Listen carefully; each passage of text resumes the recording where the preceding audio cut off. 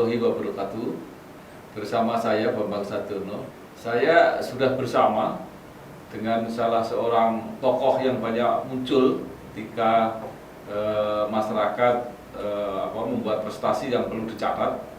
Namanya Pak Paulus Pangka, sarjana hukum, pendiri sekaligus ketua atau direktur LEPRID, Lembaga Prestasi Indonesia Dunia. Lembaga ini sudah mencatat lebih dari 500 rekor sejak 29 Desember 2014. Pak Paulus, apa kabar? Baik-baik, Pak Bambang. Ya, ini luar biasa. Siap. Dalam yang kira-kira 5 tahun ya. Berarti itu kan akhir 2014 ya. Akhir 2014. Oke. Sudah mencatat lebih dari 500 rekor, hampir 600 ya. Pak Siap. Paulus, cerita awal-awal pendirian LEPRID ini seperti apa? Iya, sebetulnya kita mendirikan LEPRID ini, Pak Bambang, berangkat dari keprihatinan sebetulnya masih banyak prestasi-prestasi anak bangsa yang belum mendapat apresiasi baik dari pemerintah maupun dari lembaga-lembaga lain karena berbagai alasan. Maka kami hadir dalam hal ini untuk menjadi bagian dari inspirator dunia untuk memberi apresiasi mereka yang memang berkualitas dalam hal untuk melakukan sesuatu, tapi mereka tidak terlihat atau mungkin belum dilihat oleh lembaga-lembaga lain atau oleh pemerintah untuk diberi apresiasi. Sehingga 270 juta penduduk Indonesia ini kan masih banyak di pelosok tanah air yang perlu kita beri apresiasi untuk menjadi inspirasi bagi insan-insan Indonesia yang lain atau juga dunia. Jadi itu sebetulnya latar belakang kami mendirikan lembaga prestasi Indonesia dunia ini. Itu Pak Bambang. Pak Paulus, saya sudah wawancara dengan Pak Jaya Suprana yang mendirikan di Indonesia ya, mendirikan Museum Rekor Indonesia. Beliau mengatakan bahwa MURI didirikan karena kecewa terhadap Guinness Book of Record yang satu-satunya pencatat rekor dunia pada waktu itu. Tapi beliau kemudian mengatakan bahwa setelah MURI berdiri, itu banyak negara juga mendirikan sendiri-sendiri. Bahkan di India, menurut saya, itu ada lebih dari 70 kalau tidak salah lembaga pencatat rekor ini. Maka ketika saya tanya, itu beliau juga mengatakan, nggak apa-apa, di Indonesia ada lagi, tumbuh lagi pencatat-pencatat rekor juga lebih bagus menurut Pak Jaya. Nah, kalau nggak salah, Pak Paulus ini kan juga pernah bekerja di MURI sebelumnya. Gimana ceritanya? Cerita di MURI ini menarik sebetulnya, Pak. Jadi Pak Jaya memang memiliki ide berlian waktu itu, tahun 1990, itu saya masih kuliah. Saya masih muridnya Pak Bambang waktu itu, di Unika Sugiyo Pranoto Semarang. Jadi saya masih ingat itu samar-samar, jadi ada cerita tentang manusia tertinggi, manusia terpendek, dan lain sebagainya. Itu waktu itu yang menyelenggarakan adalah beliau, Pak Jaya Suprana, selaku mentor daripada rekoris untuk Indonesia, bahkan juga dunia ya. Kemudian atas kekecewaan beliau, begitu memberikan itu, diusulkan kepada Guinness Book of Record waktu itu, tapi namanya pengetahuan ilmu bumi daripada orang-orang barat itu kan tidak semua seperti zaman dulu. Jadi mereka tahu di mana yang namanya Indonesia dan lain sebagainya. Dulu kan namanya bukan Indonesia, namanya dulu mungkin ada yang orang mengatakan benua Atlantik lah, ada yang mengatakan tempat di mana yang sangat subur dan lain sebagainya yang disebut Indonesia. Tahunya mereka kan cuma Bali. Jika pada saat diusulkan, ini dari negara mana? Ini apa ini Indonesia itu? Dan ternyata kan sebetulnya Indonesia adalah suatu negara. Nah, kekecewaan itulah maka mungkin beliau melihat dari sisi yang lain, akhirnya beliau mendirikan itu yang namanya MURI dan memberikan apresiasi kepada mereka yang memberikan rekor. Tapi dalam 10 tahun sebelum saya masuk ke sana, tepatnya saya masuk bergabung ke sana itu Pak Bambang tahun 1996. Kurang lebih berarti 6 tahun ya, 6 tahun MURI itu berdiri. kemudian itu masih belum banyak rekor. Waktu itu masih ada 100 rekor ya, tidak sampai malah. Dan itu begitu saya masuk, saya menerapkan sistem manajemen yang saya pakai waktu itu di Jakarta, bagaimana mengelola suatu perusahaan atau manajemen ISO yang saya terapkan, sehingga waktu itu yang namanya adalah ada surat keterangan usulan rekor, kemudian ada namanya riwayat rekor, itu semua dari sistem ISO yang saya pakai. Sehingga waktu itu yang ditinggal oleh Pak Jaya hampir 96 itu sudah nggak diurus sama beliau ya. Nah, makanya saya masuk di sana, menerapkan itu, dan ternyata berkembang pesat. Saya mungkin termasuk rekor dunia, Pak Bambang. Pemegang rekor dunia, pemberian penghargaan terbanyak rekoris. Hampir 3.000 lebih rekor saya berikan di seluruh Indonesia. Itu singkat ceritanya begitu, Pak Bambang. Jadi,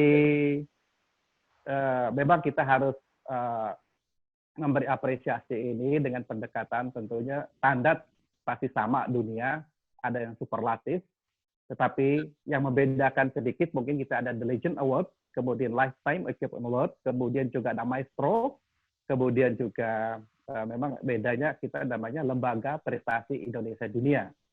Jadi prestasi itu bisa rekor dan juga bisa bukan suatu rekor, tapi menginspirasi untuk banyak orang. Seperti Pak Ibu Waldina, itu kan Maestro Keroncong Dunia. Kemudian ada juga usulan masyarakat, kemarin teman-teman wartawan, Pak Paulus diberikan juga pada Didi Kempot, Maestro Campur Sari. Nah, ada yang mengusulkan lagi banyak hal sebetulnya sudah masuk ke tempat kami, termasuk juga Pak Kurin, Kirun ya Pak ya. Itu Pak Bambang. Jadi memang benar sekali di Indonesia sekarang sudah ada berapa lembaga rekor, bahkan juga ada lembaga rekor dari Amerika yang buka cabang di Indonesia. Lucu memang. Ada yang namanya itu. Jadi itulah perkembangan di Manika mengenai lembaga yang mencatat prestasi atau rekor yang ada di Indonesia. Pak Paulus, saya agak mundur lagi tadi sedikit. Itu yang Pak Paulus memberikan 3.000 itu ketika masih di Muri ya? Yang di mana itu, Pak? Berikan 3.000 rekor seluruh Indonesia itu. Iya, betul. Waktu itu saya 3.000 lebih rekor yang saya berikan waktu saya bekerja di Muri, betul. J. Dari Sabang sampai dalam. Sampai sekarang itu Muri sudah berapa rekor kalau gitu? Kalau saya lihat sudah ada 9.000 rekor mungkin ya, 9.000 yang terdaftar. J. Ya, sekarang kembali tadi Pak Paulus menyebut mengenai Didi Kempot akan mendapat rekor atau penghargaan prestasi sebagai maestro campur sari. Itu gimana penilaiannya, Pak? Jadi memang ada The Legend Award, kemudian Maestro, sama juga Lifetime Achievement itu ada syarat-syarat tertentu. Minimum mereka sudah berkiprah itu sampai 10 tahun, kemudian mereka telah menyanyi lebih dari 100 lagu tentunya. Kemudian mereka juga seperti Bu Waldina, sambil contoh Maestro ini Keroncong ya, Keroncong. Beliau itu punya sanggar sendiri. Nah, meskipun Pak Didi Kempot saya nggak tahu dia punya band, tapi dia sudah mau mendidik orang supaya meneruskan apa yang beliau telah lakukan. Itu syarat berikutnya. Jadi ada masif, kontinuitas, dan juga mengedukasi kepada orang lain. Itu sebetulnya syarat untuk menjadi seorang maestro. Minimum 10 tahun dia sudah berkiprah pada bidangnya, pada talentanya dia sendiri. Begitu, Pak. Itu mungkin yang menarik kalau bisa melacak hampir 800 lagu yang dicipta 800 lagu, siap. Pak Didi Kempot.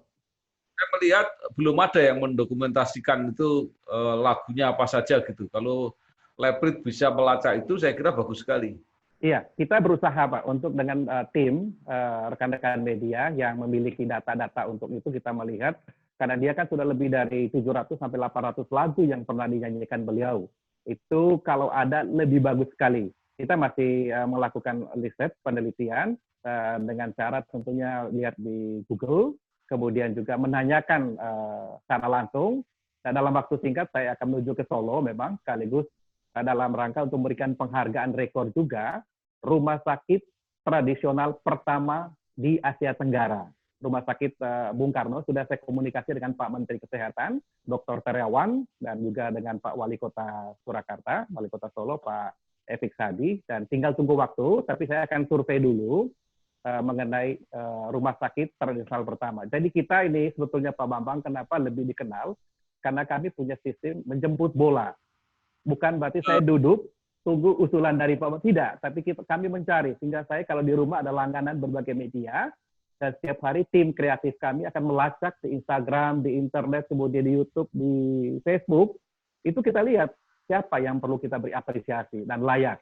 Kita diskusikan dengan teman-teman, tentunya saya memang karena teman-teman wartawan yang paling banyak tahu tentang suatu penilaian. Saya biasa konsultasi dengan teman-teman dari KR, dari Antara, Suara Merdeka, kemudian Jawa Pos, dan kita minta pendapat mereka untuk menentukan suatu ini sah atau tidak. Di samping itu juga ada penasehat yang tidak tertulis, tentunya gaya kaseto, itu kita tanya kalau menyangkut dengan rekor yang berhubungan dengan anak-anak. Kalau dengan tentara, biasanya kami dengan Pak Purwadi, mantan Pangdam Bukit Sriwijaya ya, yang di Sumatera, kemudian dalam bidang kepolisian dengan Irjen Beni Yamamoto, kemudian juga dalam riset itu dengan Denny JA, kemudian dalam yang lebih teknologi saya punya orang juga Dr. Yosep Tuko. Jadi memang kita harus supaya nanti pendekatan Leprit kan mungkin lain. Kami pendekatannya kualitatif kuantitatif. Jadi kualitasnya dulu. Jadi orang kalau buat rekor itu benar-benar kualitatif kuantitatif. Jadi kualitasnya dulu.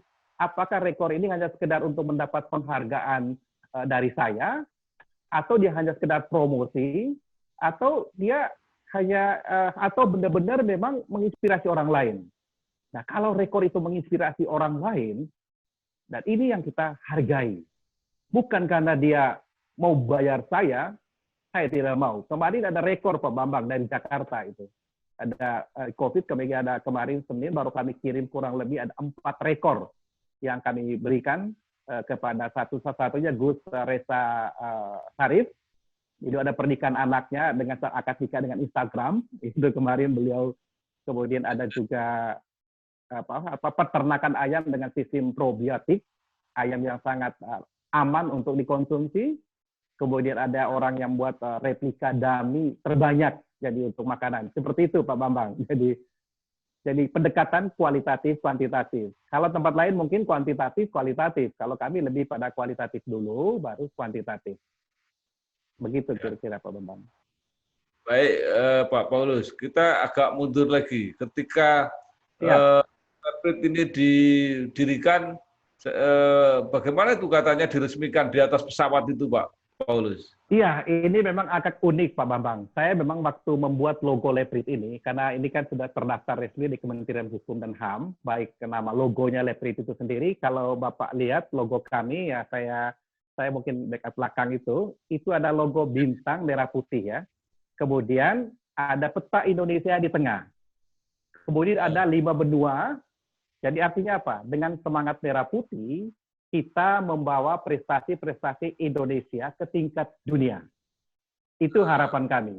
Kalau orang tanya, Pak Paulus, gimana untuk menyebarkan ke luar negeri? Sekarang zamannya sudah lain. Jadi kehadiran Leprit ini pas masanya. Saya usia 52 tahun, tapi perkembangan di 0.4.0 atau 5.0 nantinya, inilah gambaran sekarang. Kalau dulu mungkin penyerahan piagam secara fisik, sekarang penyerahan piagam nanti untuk Pak Bambang bisa diserahkan gara-gara COVID itu sebetulnya, membuat percepatan dalam orang berpikir, percepatan dalam orang menentukan sesuatu. Jadi kenapa di atas pesawat? Itu pertanyaannya. Nah ini waktu itu kita memang saya rencana peresmian dulu ada tempat, bukan kalau resmi kan tetap akta notaris. Tapi peresmiannya karena orang yang berprestasi ini Pak Bambang sesuai dengan ini Pak Bambang, logo bintang itu kan di atas langit. Bintang itu kan di atas, maka peresmiannya juga harus di atas langit sebetulnya.